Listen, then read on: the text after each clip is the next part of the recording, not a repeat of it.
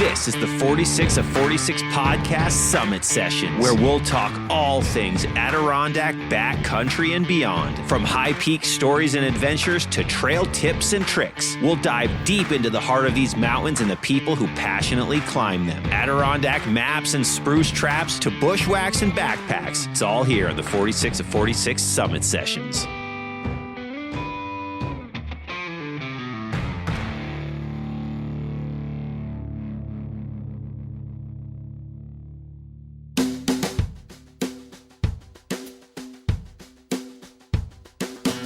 Hello, everyone, and welcome back to the 46 of 46 podcast. The summer season here in the ADK is in full swing. The sun is shining, the grass is green, the trees are green, the sky is blue. I am in a good mood because it is just the best time of year, if you ask me. It's light out until like 9 o'clock at night.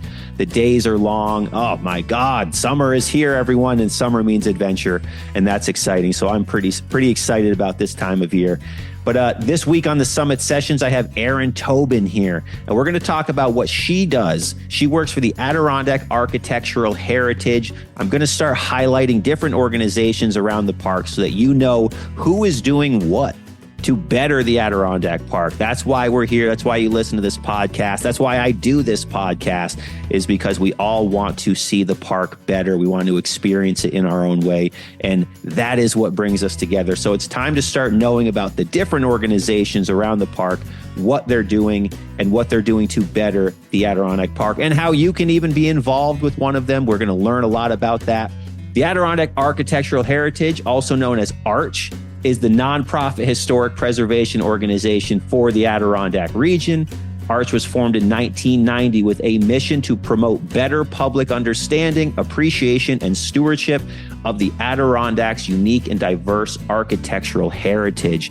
Now, you all know about the great camps around the Adirondack Park, and we're going to learn a little bit about those, get a little history, and just find out from Erin what AARCH is doing and what the work they do here is. So Erin, welcome to the Adirondacks only podcast. It's great to have you here. The 46 of 46 podcast. It's great to have you. Nice to be here. Thank you so much for inviting me today, James. And I'm very excited to talk about Adirondack Architectural Heritage, AARCH. And as you said, we're the nonprofit historic preservation organization for the Adirondacks. And our service region actually includes all the way up to the Canadian border. We are the Adirondack region nonprofit. So we're the blue line, but then also the communities that border. So I'm very happy to be here. Very cool. So you are the executive director of AARCH. So you're the top dog from what I can gather. So tell us a little bit about that organization. We don't need to dive too into it yet, but just give us a little background about what that organization's about. Sure. Well, I am the executive director, but we work as a team at AARCH, and we have a full-time staff of 5. And we are based in Keysville. I work hybrid, so I'm coming to you today on Friday from Albany, but half the week I'm in our Keysville office. You can find us in the community of Keysville in a historic 1849 building that was the offices. It was built for the Eagle Horse Nail Company. So our historic building in Keysville is a great representative of the industrial heritage of the Adirondacks. People think about the Great Camps and the wilderness, but also the Adirondacks has a rich and deep industrial history, and where we're located is a piece of that. That's awesome. And that makes perfect sense. Like, you guys should be in a building like that, given what you're doing. And where, for some background for the listeners, I reached out to Erin about the Great Camp Santanoni because I'm just kind of fascinated with the whole idea of great camps around the Adirondack Park. And that's how, from talking, it's like, oh, you should just be on the podcast to talk about this, because the ADK, like, it is a historical place, period. And if you don't I feel like that's half the reason people come here, is because you kind of go back in time a little bit. There's this mysterious quality about the Adirondack Park, the architecture, the buildings, just talking about, the infrastructure that started here in the Adirondack Park, and, the logging, all the different stuff that created, it's the history of the ADK. And I was just like, this would be a fantastic conversation. Let's talk about it. Let's learn all about it. So I'm excited to have you here because I am a bit of a history nut. And before we started talking, I said to you, I could live at that museum in Blue Mountain Lake because I am just so fascinated by it. Not sure why, I just am.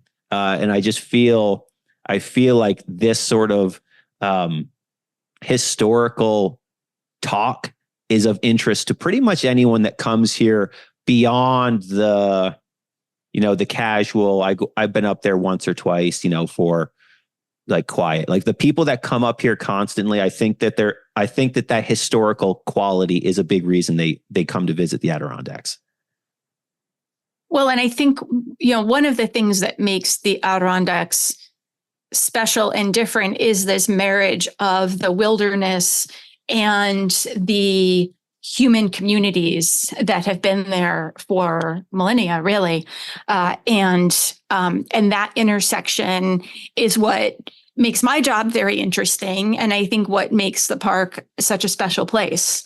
And so a fun fact about the Adirondack Forest Preserve is that it's a National Historic Landmark. So the entire Adirondack Forest Preserve is recognized by the federal government as an important place because it is an example of a particular type of wilderness creation. So awesome. Changing the world in many ways, the ADK. What a place. Even as I say that, I'm going to be honest with you, even as I say that, I hear you say that fun fact, like I get like a chill because I just love this place so much. I just love what it is. And it's just such a cool, like, it's like a hidden gem, but it's not, but it is, but it's not, but it is, it's like, there's kind of that quality to it. But let's talk a little bit about what types of things the Adirondack Architectural Heritage does. What are your big kind of projects you're working on? What are you doing? Like, hit us with a little, just, a little deeper information now on like the types of things that you're doing that people can expect from you. Sure. And so we're, as you said at the beginning, we're about preserving our region's architecture and communities, and we do that through partnership and collaboration in education, action, and advocacy. And we fulfill our mission through educational tours and programs and hands-on technical workshops. Right now we're just starting our tour program season, and every year we have a lottery because our tours are so in demand. We do up to 40 different programs exploring all aspects of Adirondack history, and often places that you wouldn't normally be able to access or think about or get to. And that's all developed by our educational programs director, Nolan Cool. And it's really quite extraordinary. And then we also offer hands-on technical workshops. So coming up in a couple of weeks is a historic plaster restoration workshop, which is 2 days learning from a master plaster craftsperson in the historic Graves Mansion in Ausable Forks. And anybody who's passed through Ausable Forks and kind of glanced off, the Graves Mansion is hard to miss because it's this massive brick vacant building. And you're driving through the Forks and you're like, what is that? So we do our workshop in the Graves Mansion, hosted graciously by the owner. And that's just an example of one of the kinds of hands-on learning opportunities. We work with communities and individuals. I got to interrupt you and pause you for a second because sure. I can't let us miss talking about that mansion real quick. So I had to interrupt and I do apologize, but I think you will laugh at this. There was probably like 3 or 4 different times growing up in high school. Well, obviously, we all know that mansion is haunted. You look at it, you're like, oh, that's haunted for sure. There was probably 3 or 4 different times in high school where myself and some friends we were positive. All right, guys, we're finally going to go. We're going to break into that mansion and find out if it's haunted. Obviously, we never did. But that building in particular makes me chuckle every time I see it because of how just determined we were that we were going to do this. And obviously, we never did. But I thought that's funny that you mentioned that, because that it holds a dear spot in my heart for me and my stupid idiot friends back in high school. I can imagine, because it sparks curiosity for Big sure. Time. Big time. And because you're just driving through this little town, and then you see this like off on the side over here, like, what is that? And then you drive up to, you're like, what is that building here? And it looks haunted too. Like Casper the Friendly Ghost is probably floating around inside there. I do believe that buildings contain an energy, all buildings. So I'll leave it at that. Yeah, I bet. Anyway, sorry. So I decided to interrupt because I couldn't not talk about that building and that specific building in particular. Awesome. Yeah. Well, and if you come to our plaster workshop, you get to be inside of it. Yeah, that sounds awesome. I'm going to have to do that because, like I said, I've definitely never been in it, but we were determined that we were going to go in it many times. It's actually funny now because we just assumed it's just like an abandoned buildings. That's why, as stupid 16-year-old kids fresh with a driver's license, we're like, we could break into that building. Classic. Good times here in the ADK. But continue. So tell us a little bit more about the other things you guys got going on. It sounds awesome. Sure. Well, so another great example of what we do is we work within communities to talk about historic preservation as a form of economic development and a form of community development. So I'll stick with Ausable Forks for now. For example, talking to the town of Jay about Main Street in the Forks and those buildings and the commercial corridor, and using historic preservation tools as a way to encourage investment in what makes the special hamlets in the Adirondacks unique. So when you drive through the Forks and you see the cultural center and the theater building and the brick row that was built after a big fire, that where you are and you have that sense of place. And, I could speak like that to any of the communities in the Adirondacks. Our home hamlet of Keysville, with this collection of stone buildings and its mills and why those were built, and speaking to the industrial history of that section of Essex County. So we look at the individual buildings, but we also look at the greater communities and provide technical assistance. So if you are a historic property owner looking for somebody to help you with your roof or your masonry, our preservation services director, Christine Bush, is a great resource for people who want to learn more about how to preserve their house or building. We provide technical assistance to other nonprofits and to municipalities that have historic buildings. A year and a half ago, I met with the Indian Lake Theater and talked to them, not just about their building, but about different kinds of financial incentives that might be available for their work in preserving and restoring, that important building in that Indian Lake hamlet. Very cool. I was just going to ask so who's doing the actual work? I guess who's swinging the hammer to preserve these buildings? And then how do they know, and swinging the hammer could be, figurative. How do they know how do they know how to restore them in, to those times? I'm fascinated by that. That's a great question. And, I think in Northern New York, we have several talented craftspeople who have carpentry skills or masonry skills and that restoration ability. Often they're caretakers for camps. I think we have found in the greater historic preservation community that, especially over the last 50, 60, 70 years, that tradition of the historic trades and knowing how to swing the hammer, knowing how to repoint the brick building, it's harder and harder to find people who can do that. Sure. Because a lot of the buildings built after World War II were not using those, historic materials of brick and stone and wood that the historic buildings used.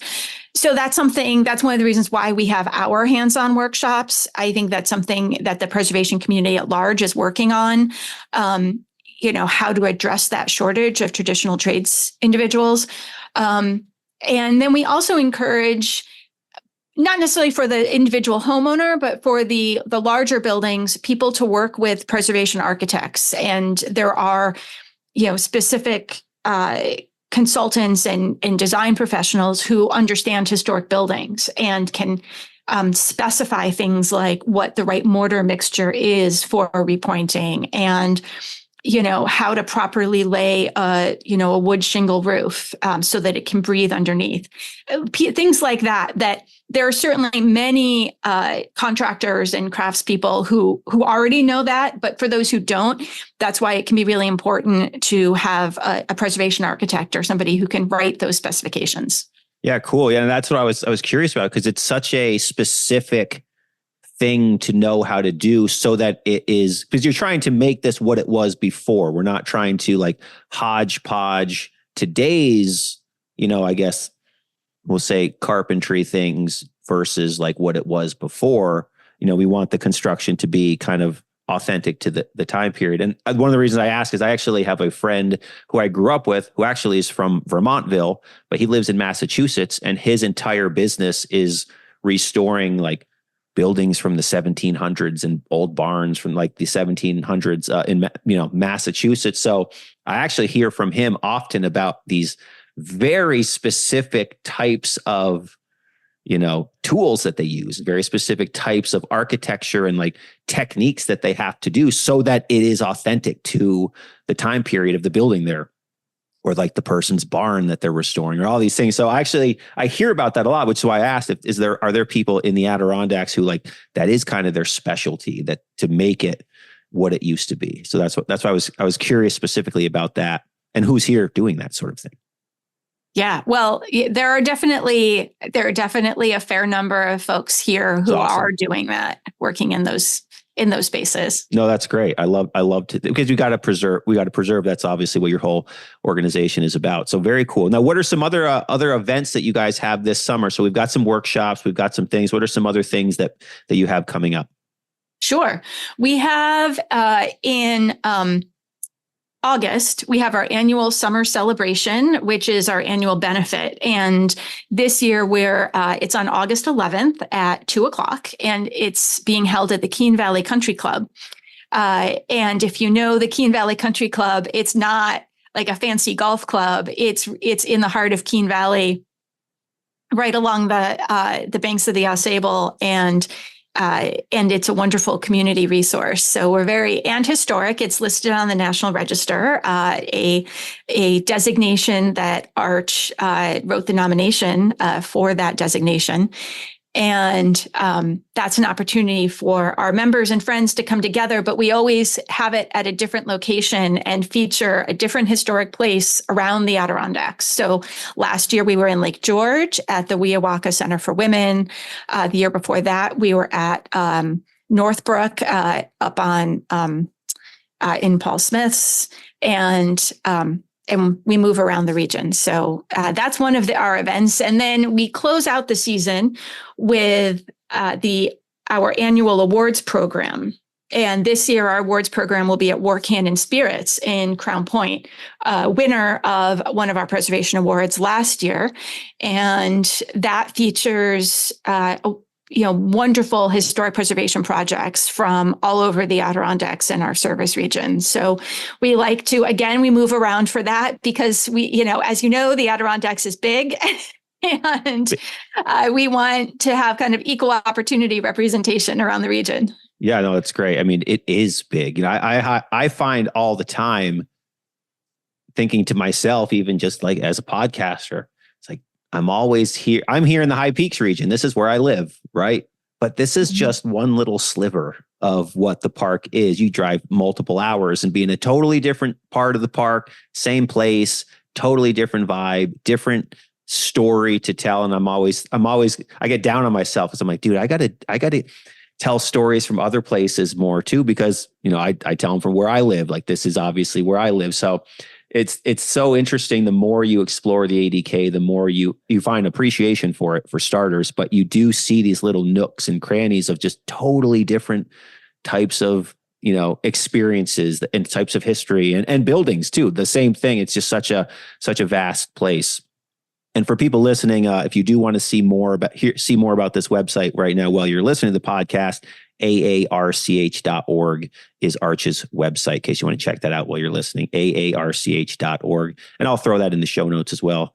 Click down there. Now, let me ask you this right off the top of your head. So don't think about it. What comes to mind as soon as I ask you this question? It's going to be a hard one. What's your favorite building in the Adirondack Park? Something must have immediately popped into your head. That's probably the answer. And then you can think about it a little bit after that. But what popped into your head when I said that question? Well, I'm going to turn it slightly on its head and say my favorite historic place is Great Camp Santanoni. Boom. Great Camp Santanoni is my favorite place. And there are a collection of buildings, but that's my favorite spot. Yeah. Awesome.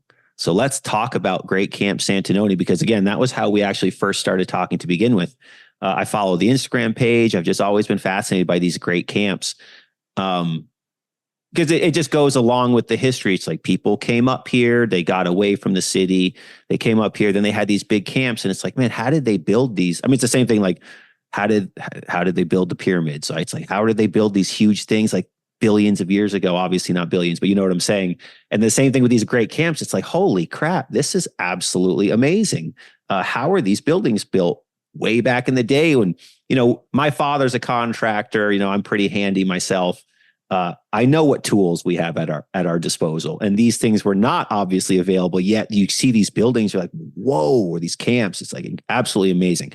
So tell me a little bit about Great Camp Santanoni, and then we could start talking too about just great camps in general. If you want to give us a little kind of background on the history of the Adirondacks in terms of all these different great camps. Some are still around, some are not. But yeah, just give us a little rundown about that, and then we'll get into Great Camp Santanoni. Sure. Do you want me to talk about the great camps in general first, or sure? Yeah, give us a little background. Some people might not be aware that that's a thing here in the park. Yes.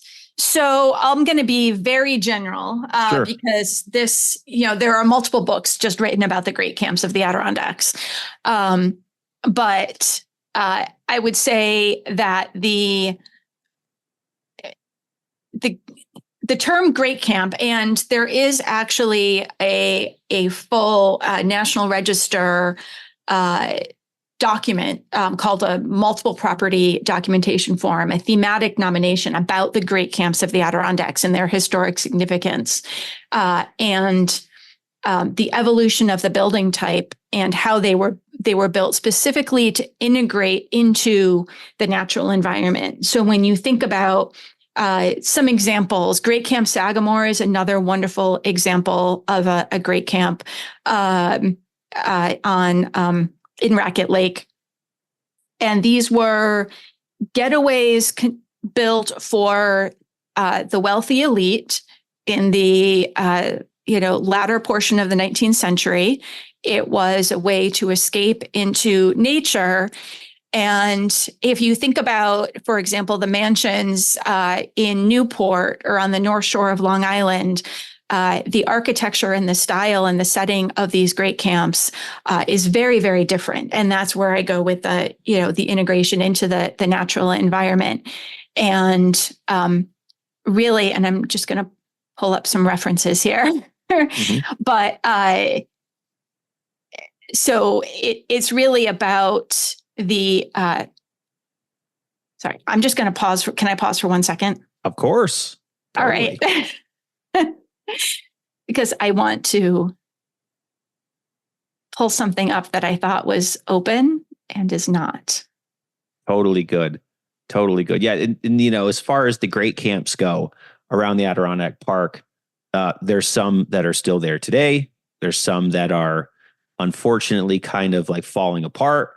There's some that burn down, lots of different things. And I do know, kind of the we'll call him the like pioneer of what we know as the Adirondack Great Camp was William West Durant, who was the son of his father, Thomas Durant, who built the Transcontinental Railroad. So the amount of history here in the Adirondack Park, and it was, Thomas Durant was a railroad tycoon. It's because of his railroad too that brought people up here.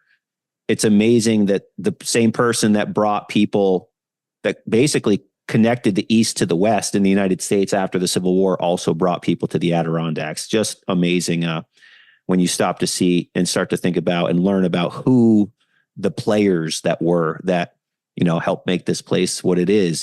It's talk about someone who had enormous historical significance within our entire country. Was the same person that brought people to the ADK. Awesome stuff. Yes, and that's the perfect segue. And I was looking up to make sure I had my numbers correct, but it is that development as the tourist and resort destination after the Civil War, exactly that, when the railroads brought people up into the Adirondacks.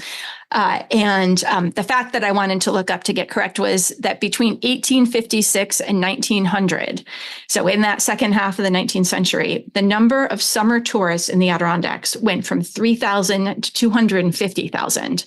Wow. And it was William West Durant's Camp Pine Knot on Racket Lake that really developed the style. That was 1877.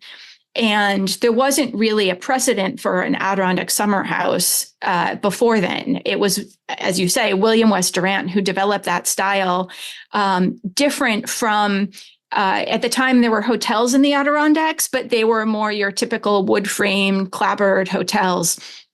And instead, he wanted that Adirondack hunting and logging camp idea reflected in Camp Pine Knot, and then that gets reflected in the other great camps that were built throughout the Adirondacks, including Camp Santanoni. So Pine Knot also kind of reflected it was both a type of architecture specific to the Adirondacks, but there are some camps that kind of borrowed from a Swiss chalet style. So you can see these different influences in spots, and you'll see that at Pine Knot, for example. Mm-hmm. I do know too, like a lot of these camps too, I think Pine Knot is actually one of them as well, took like over a decade to build. Like these weren't camps that they just built, let's take a year and build a camp. Like some of these took over 10 years to build. Like that's how, quote, great and massive some of these buildings are. And again, if you've never seen one, you can just Google it. And there, as you said, there's books about it too, but they're pretty impressive when you see one, especially when you're standing at it. So continue. Well, I was going to say, if you two great camps that are open to the public are Great Camp Sagamore and Great Camp Santanoni, and visiting each one gives you a very good sense of how different, kind of similar yet different they could be. So still log construction, but very different styles. You could go to Eagle Island, which is a girls' camp right now, but they do tours. That was designed by William Coulter as a great camp, and is yet another example of that style, a kind of a third example separate from Santanoni and Sagamore. William Coulter was also a very significant individual in the design of these camps in Upper Saranac. So it's very fun to see, but I would encourage folks to check out those two places. And of course, I have an affinity for Camp Santanoni because Adirondack Architectural Heritage was founded in 1998, in large part born out of the effort to save Camp Santanoni. It was was part of the forest preserve at that point, and the state was trying to figure out what to do with it. Of course, I tell a story which is interesting because there were a collection of great camps that were acquired by New York State in the early 1970s. And I think it's very interesting to see the evolution of what happened to each one of those camps. And this is kind of a detour from the history of Santanoni itself. But since we're talking more generally about the great camps, I think each one had its own outcome. And in 1972, the state acquired Camp Santanoni. And again, it was part of the Forest Preserve. They were trying to figure out what to do with it. They had also acquired Great Camp Sagamore and Nahasni on Lake Lila and Camp Topridge on Upper St. Regis. So each one of those had a different outcome, where Sagamore is now owned and operated by a nonprofit. Nahasni was taken down for wilderness, and then Topridge is now privately owned. And then, of course, Great Camp Santanoni is the only one that remained in public ownership. And we were formed in 1990 because the state needed help. We wanted to provide some private support because, of course, DEC has a very wide and important mission, but it does not necessarily include preserving historic buildings. So we partner with them to restore and interpret Camp Santanoni. And from our founding, we worked with volunteers and craftspeople to restore the buildings. When we first were founded and first started working at Santanoni, for example, the porch was in tremendous disrepair. Camp Santanoni has a 5,000 square foot porch, and wow, holy mackerel! Just the porch. The porch. That is great. That is great indeed. Yeah. And one of the special things about Santanoni, and this is one of the distinguishing characteristics of it, is that it was designed by an architect named Robert Robertson for the Prine family of Albany. It was completed in 1893. And Robert Prine's father was a diplomat in Japan. And Robert Prine went to Japan with his father as a young boy and was struck by the architecture that he saw there, and the influence of the integration. Again, my theme of this closeness to nature and the outdoors. And there's an imperial villa in Japan that, if you look at it from a bird's eye perspective, you can see a similarity with the bird's eye perspective of Camp Santanoni, which is connected. It almost looks like a bird in flight from the top, and it's a series of pavilions that are connected by one long roof and a porch that connects them all. And so, for example, when you go to Great Camp Sagamore, those and other camps, you'll see that the buildings are all individual and not necessarily have that porch connection. Cool. Very cool. And I just looked it up because after I said the fact, I was like, I've heard this fact, and I wanted to confirm. Yes, it was the Great Camp Pine Knot. Took 13 years to build on the shore of Racket Lake. Absolutely wild. They didn't all take that long, but when I hear that a single building up here took that long it sticks in your head. And actually, I think I learned that fact at the Blue Mountain Lake Museum. I'm pretty sure that's where I would have learned that fact. Absolutely cool stuff. My house, I live in I'm very proud of my house. I feel like I have a nice little home. It is 2,000 square feet. So to think that their porch on this other on these great camps might be 5,000 square feet. Just the porch is absolutely mind-boggling. And to think of when it was built, it's just absolutely crazy. So let's dive a little deeper now into Great Camp Santanoni.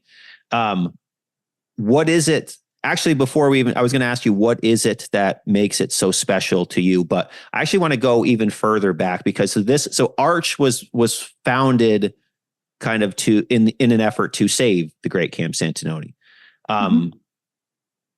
Were you there at the beginning of the foundation, or did you come into it later? First question. I was not there at the beginning. I started at AARCH in November of 2021. So Okay, gotcha. I'm a new director. Got it. Coming in for the founding, one of the founders and the first executive director who became. Yeah. So my question is because as somebody like myself who puts my efforts into, with the podcast, with what I do, like my mission for the podcast, for my company is to help you experience the Adirondack Park and the outdoors and have good experiences here, and to bring the Adirondack Park to you. And that's something where it's like, I believe in it and I took action to create what I've created to shuttle that mission. Now, so for someone like when I hear that your organization was founded to save something, I say, oh, I can relate to that, because there's a call to arms that was somebody felt so, deeply inside, like, I need to do something about this. And they took action to do it. And in a huge way, like, they didn't just say, oh, that can't get torn down or that can't fall apart. Oh, what a shame. Someone else should fix that.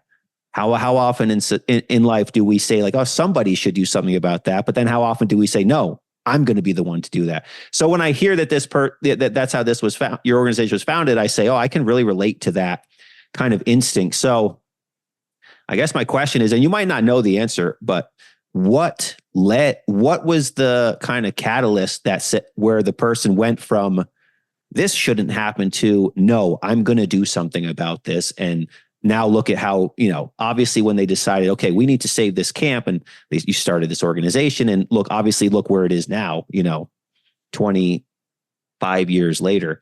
What was that kind of, I guess that the early moment for, and maybe the person who did it, I assume you probably do, but I would love to hear kind of that going from, that would be a shame if this went to, no, let's take action. I want to hear that kind of story. What happened in between there? Sure. Well, one of our founders, Howie Kirschenbaum, and the late Paul Malo are the individuals who really took the lead on that. Mm-hmm. And the preservation efforts at Camp Santanoni well preceded our AARCH's founding in 1990. Okay. As I mentioned, the state had acquired these multiple great camps from 1972 through 1975 and beyond. But there were, in 1975, the Preservation League of New York State was formed. It was actually formed in 1974. But in 1975, you had a new statewide historic preservation organization, and they were made aware of the importance, they knew the importance of Adirondack architecture. They knew about what was going on with the state acquiring these large parcels of land that had important buildings on them. And the buildings and the Forever Wild Clause don't necessarily come together very well. That's an issue we see even today at DeBar Pond Lodge. I have that on my list to ask you about that. We'll get into that. Excellent. But that's on my list to talk to you about. Okay, continue. Sorry. All right. So in the mid-70s, the Preservation League was very involved with saving Great Camp Sagamore, which I've already put a plug for a few minutes ago. And that, again, was, Howie Kirschenbaum was, again, a very important piece of that, and making sure that the main buildings there didn't get transferred to New York State. Syracuse University had owned them, and they conveyed the buildings to the Preservation League, who then transferred it to what is now the Great Camp Sagamore, the Sagamore Institute. And in that time, Sagamore began leading Great Camp tours. And there was a survey of the Great Camps that was led by Paul Malo, who was then president of the Preservation League. And there was a conference in 1978 at Topridge, as I mentioned, and Topridge was in the news recently. People may recall, but at the time it was owned by New York State, and there was a conference there to pursue a solution to, I'll quote, cultural heritage in the wilds. And that was the name of the conference. And that was a joint event between the State Historic Preservation Office, which is the Office of Parks, Recreation, and Historic Preservation, and the Department of Environmental Conservation. So you had the state agency responsible for protecting historic buildings, and you had the state agency responsible for environmental conservation. And it was at that conference where there was a commitment by that then DEC commissioner to keeping the surviving Santanoni structures until there was a determination of their eligibility for the National Register, which is our national listing of places of significance. There was not really a clear guidance on what to do with the buildings. And that's where you enter Howie Kirschenbaum and the Preservation League of New York State. And it was at a Preservation League statewide historic preservation conference up in Alexandria Bay, where Howie Kirschenbaum convened a meeting. And part of that was, okay, we need to figure out what to do with these historic places, specifically Great Camp Santanoni.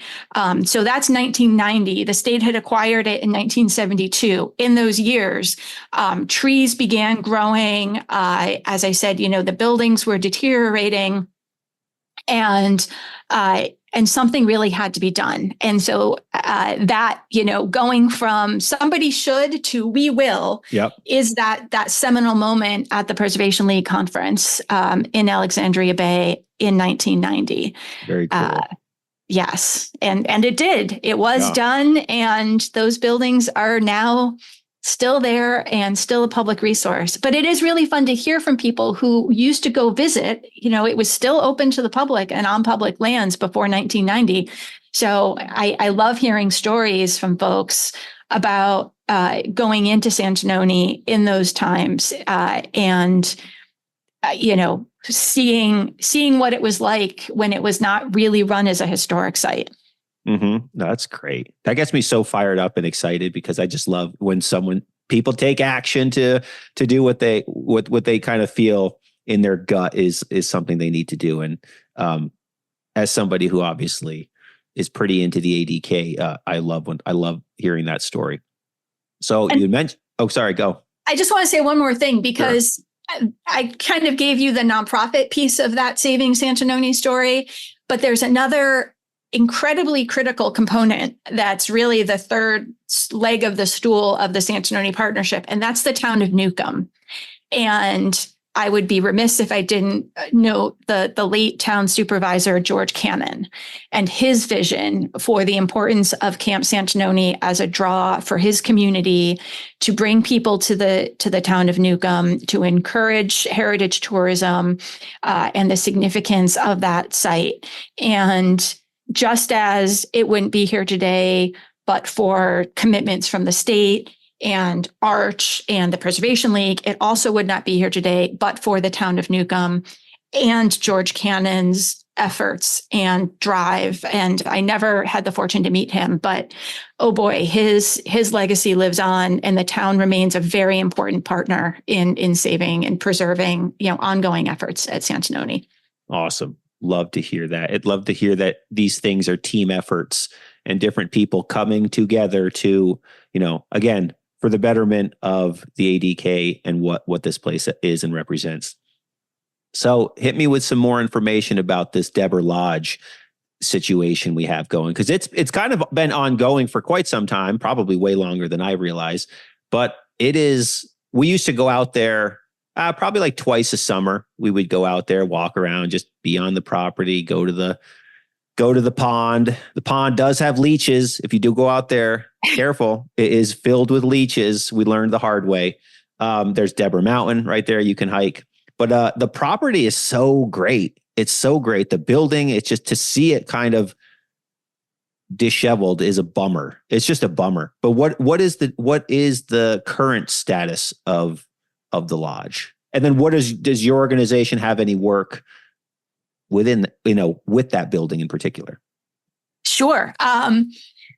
So the current status is that it is part of the DeBar Mountain Wild Forest. It is a non-complying structure within the wild forest guidelines. And so, it doesn't meet those land use regulations. So something has to change. So that means it's not like public can't go inside it because it's not structurally sound. Is that what that's saying? That means that within the wild forest, you're not supposed to have buildings. Mm-hmm. So one, what some of the environmental groups believe is that it should come down so that it's open space. So there is work that needs to be done to the lodge. I walked through it almost 2 years ago and walked through all the building, and it's, habitable, but it needs repair. Yeah, of course. So it's not about to collapse by any stretch of the imagination. What the current status is that something has to change with the land use classification for the site. Got it. If the lodge is to remain. And, we believe that it should be reclassified as a historic area, just like the fire towers, just like Camp Santanoni, and that then it could remain a public resource, carve out that as a historic area. The rest of the DeBar Mountain Wild Forest can remain wild forest land. And that's what we think should be done. We believe that DEC is working on a unit management plan update. The most recent kind of controversy about DeBar Pond Lodge happened in 2000 when they proposed a new draft unit management plan and wanted to change the land use classification to an intensive use, demolish the lodge and the outbuildings, and put in a pavilion and a parking lot for really for accessibility to DeBar Pond. Now, we believe that the historic land use classification would still allow for those accessibility, accommodations, and we think that it's very important for that site to have full accessibility in the way that was suggested by DEC. The nice thing about that site is it feels, you've been there, but for those who haven't, it's fjord-like, and that's not an original comment, but it is a very special place, and you feel deep in the woods when you're there, even with the lodge present. You're only a quarter mile from a parking lot. And that's different than, for example, Camp Santanoni, which you feel deep in the woods, but you're almost 5 miles in from a parking lot. So, that's a much different challenge in terms of making that site accessible. So DeBar is a really good candidate for accessibility. Sure, and we have been involved in that. And Howie Kirschenbaum, whose name has come up a lot, was also quite involved. He was part of an effort and founded a group called DeBar Pond Institute, which was hoping to take ownership of the lodge through a land exchange constitutional amendment. That did not, we were hoping that would pass this session. AARCH was a very strong lead advocate for that constitutional amendment. We had been working closely with the town, with the state, but the town of Duane, in which it's located, at the end of 2023, said that they no longer supported the constitutional amendment, and they didn't want the site to come out of public ownership. It was a 6-acre parcel that would have been carved out. It still would have been open to the public, like Great Camp Sagamore, but not owned by the public. So the town of Duane came out against that amendment. And just as I said, the town of Newcomb was instrumental in saving Camp Santanoni. The town of Duane, is a very important partner in whatever happens at DeBar Pond Lodge. And so out of respect for their opinion, that constitutional amendment bill was dropped. So now that's why now we're advocating for it to remain in public use, but have the land use classification changed to historic, because it is a historic place. Oh, definitely. I'd love to walk around inside of it. When was that built? Any idea? Yes, it was built in 1940. Okay. And it was designed by William Diston, who is, I had mentioned William Coulter earlier and Eagle Island. Well, William Diston worked under William Coulter, and Diston was from the Adirondacks. He worked in Coulter's firm as a draftsperson, and then came in to work in Coulter's firm and then the successor firm, which was known as Westhoff and Diston. So he designed a series of buildings around the Adirondacks, including in Lake Placid, the Adirondack Community Church, the 1932 Olympic Ice Arena, Eagle Nest, and in Minnowbrook on Blue Mountain Lake. So one of the really neat things I think about DeBar Pond Lodge is it's this transitional period in Adirondack camp architecture, where you're using local rustic materials and siding to take advantage of the camp's natural surroundings. But then you're also inside, you have this more 20th century interpretation with half spruce logs instead of whole logs and metal windows. And you have a real kind of mid 20th century feel to some of the interior spaces, which is pretty neat. Mm-hmm. Very cool. Let me ask you this: what, from AARCH's standpoint, maybe there is no real opinion. The rail trail, was AARCH like, oh, I don't want to see that go because of the historical significance of the railroads, or was it just because it's not a building? It's like, oh, that's cool. What was AARCH's standpoint on the rail trail and the railroad being picked up? Well, the railroad was listed on the National Register of Historic Places. The rail corridor itself, those tracks and ties were historically designated, and AARCH believes that they should have remained as a historic rail corridor. And I think context is key, and the historic significance of that as a rail corridor, we think should have been kept. We believe and advocated for a rail and trail solution. So it's not that there shouldn't have been a trail, just that, don't take up the rails. Don't preclude the opportunity for train service in the future. And they did keep the stations, and there will be, and maybe are even, interpretive materials that explain what that the trail is a rail corridor. It's not the same as it is disappointing. Tracks. It is disappointing. And like I said, as a history type of fan, and, having, it could be romantic vision that one day trains will actually bring people to the ADK again, or I guess to this area. And that's probably would never have happened, but who knows? Well, it's definitely not happening now.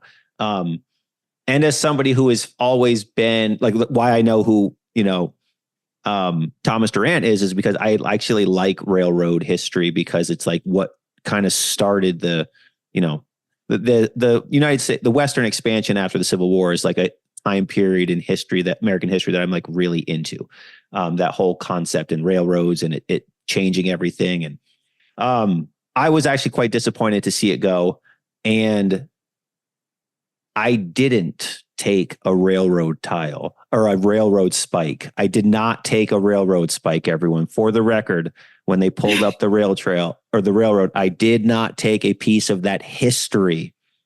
Okay, just so you know, I didn't take one.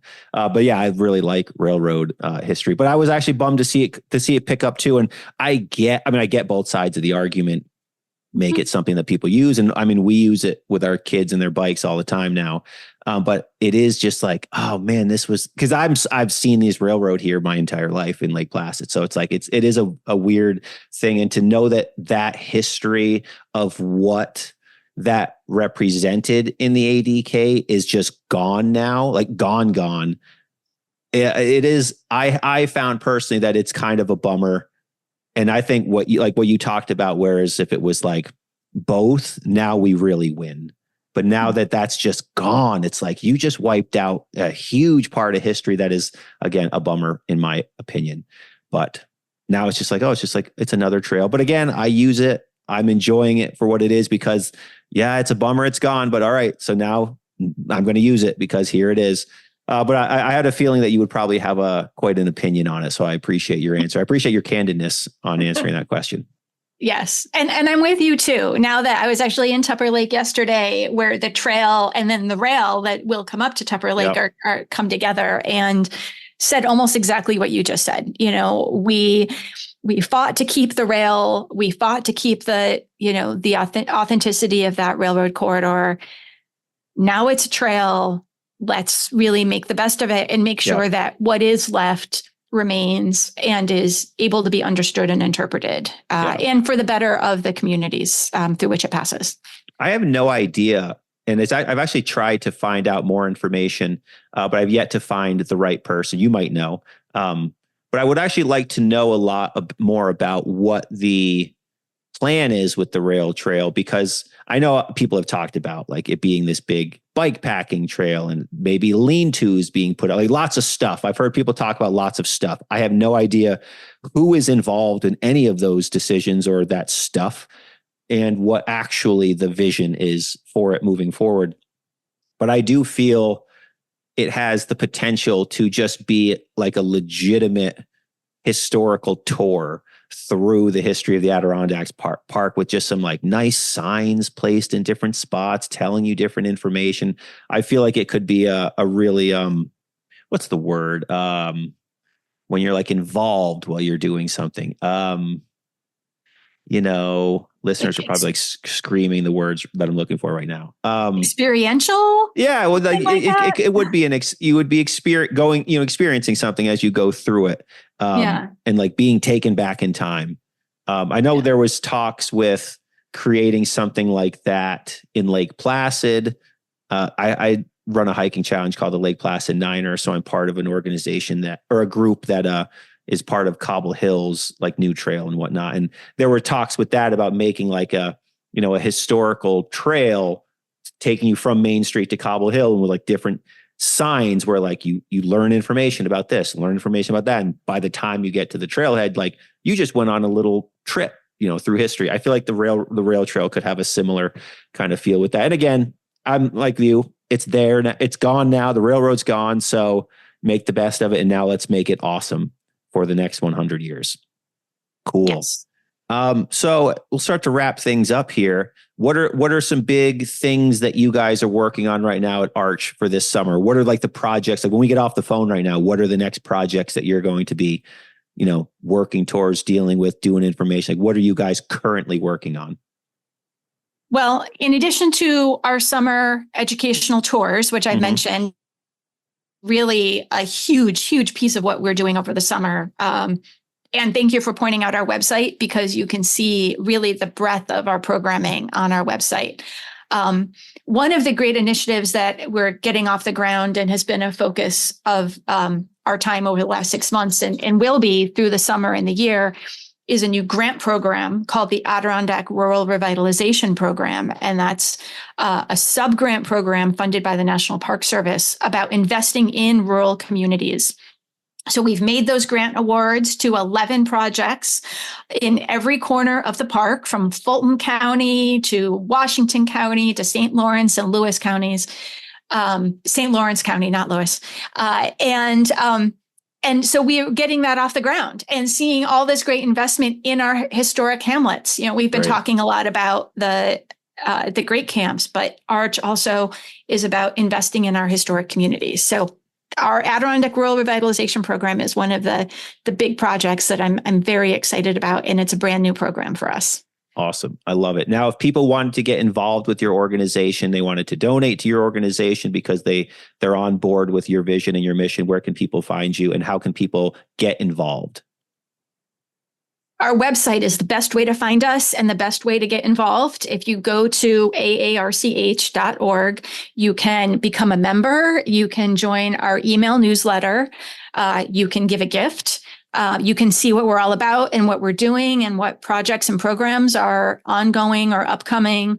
You can join right online. I would encourage, we're a membership nonprofit, so our budget is primarily funded through membership dollars. And if you become a member for the low price of $45 is our entry, you can get priority access to our educational tours and our different programs. And you really get all of our publications and information. But you can join our email list without joining, and then you'll get our monthly email newsletter. Awesome. $45. You guys are paying like $20 now to park at the Adirondack Lodge to go hike. So $45, your money is going to a good place. And it's a way to give back to the park that we all love and we all want to see thrive and flourish. And you're an organization that is trying to do just that. So I love it. Again, that's AARCH.org. The link will be in the show notes, but AARCH.org. Now, as we wrap things up, so normally on these episodes, these Summit Sessions episodes, I ask them 3 different questions. I'm going to ask you slightly different questions because this is from an organizational standpoint. The first question I usually ask people is what's something unique you always have in your backpack when you're going out hiking? But I want to ask you something different. From AARCH's standpoint, what is your vision for the Adirondack Park? Or I'm going to say for the next 10 years, what is the vision that your organization has and are working towards for the next 10 years of this place? That the historic buildings and communities of the Adirondacks are seen and appreciated as much as the wilderness and the mountains that really help define and create those communities. So we want, and I'm paraphrasing the words of our founding director, Stephen Engelhardt, that the buildings and structures of the Adirondacks are seen, in the same vein and with the kind of importance as the wilderness, because they are key to what makes the Adirondacks special. Awesome. I love that. That's a fantastic answer. So my next question is, and you started to touch on it a little bit. My next question I always ask people is, what makes the Adirondack Park a unique place from your perspective? That it is exactly that integration. It's not like,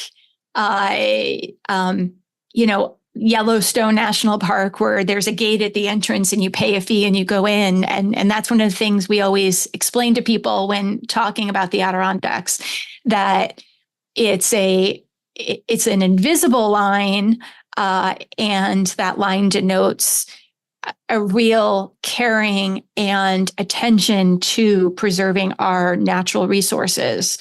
And it's that integration that you can go hike miles into, the High Peaks Wilderness, and then you can come out and go into Lake Placid or Saranac Lake or any of the various hamlets and, be in a community that's an authentic community and a part of the park. That's something really special and unlike anywhere else, except maybe the Catskills, which is also a forest preserve. But we're not going to talk about them now. No, we don't talk about the Catskills. They got their own podcast. Right. Just kidding. So my final question is always I ask people, so why do you hike? Why do you go outdoors? Why do you retreat to the wilderness? And I'll ask you the same kind of question. It doesn't have to be about hiking, but you can't be in the Adirondack Park and not be retreating to something out in the outdoors, in nature, in wilderness, in history, even here. So for you personally, why are you drawn to this place?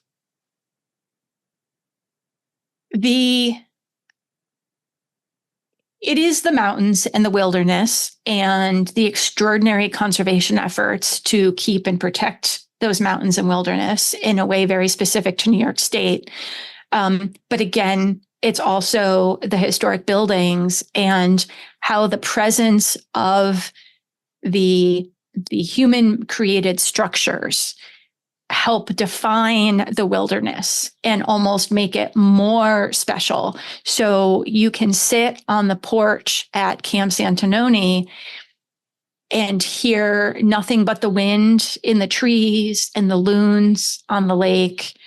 But you're sitting on this beautiful log porch with shelter. And that's what creates a very specific experience in the Adirondacks. And, it's just like for me at DeBar Pond Lodge, it's the awe-inspiring vista that you have at DeBar Pond with the way that the mountains come into the body of water. And as I mentioned, that fjord-like sense is also defined by that little node of the lodge and the lawn and, this human created space in contrast to what you're looking at and in kind of complementary contrast to what you're experiencing. So it's great. I love what you guys are doing. I am a history person, as I've said a bunch of times on this podcast, and Adirondack history in particular. So what you guys are doing is right up my alley. I will be joining. And I hope everyone else does too. Once again, Erin, thank you so much for coming on the podcast and talking about what AARCH is doing, and just plug one more time where people can find you online and what they should come do with your organization this summer. Well, you can find us at AARCH.org. That's arch.org. And from there you can join and you'll receive all of our publications and email newsletters. Come join us this summer. We have openings in those hands-on trades training workshops, which are going to be great experiences. We also have a plumbing workshop at the Adirondack Experience on Blue Mountain Lake later in June. And we have openings in some of those special tours that take you to places throughout the park and have a much deeper full-day examination into the history and the culture and the industries, past and present, that are happening here. One of our tours is a Small Farms Rising tour that will take you to grain, this Adirondack grains, and that's one of the tours we have openings on to really look at the history of farming in the Champlain Valley. And Triple Green Jade Farm is one of the sites. And so you get to experience their delicious pizza. So I wanted to put a little plug in for that. All right. No one's ever going to turn down pizza. Well, Erin, thank you so much for coming on the 46 of 46 podcast. And that's going to wrap up this episode. Once again, AARCH.org, the Adirondack Architectural Heritage. It is a nonprofit. If you want to give back to the park, there's a great place and a great way to do it. Once again, check back on Fridays for new mountains, new stories, new guests, and new episodes right here on the 46 of 46 podcast. Head over to 46outdoors.com to see more about what I can offer you as you plan your summer adventures here in the Adirondack Park. Remember to always leave no trace, do the rock walk, and if you carry it in, carry it out. I'll see you on the trails, everybody.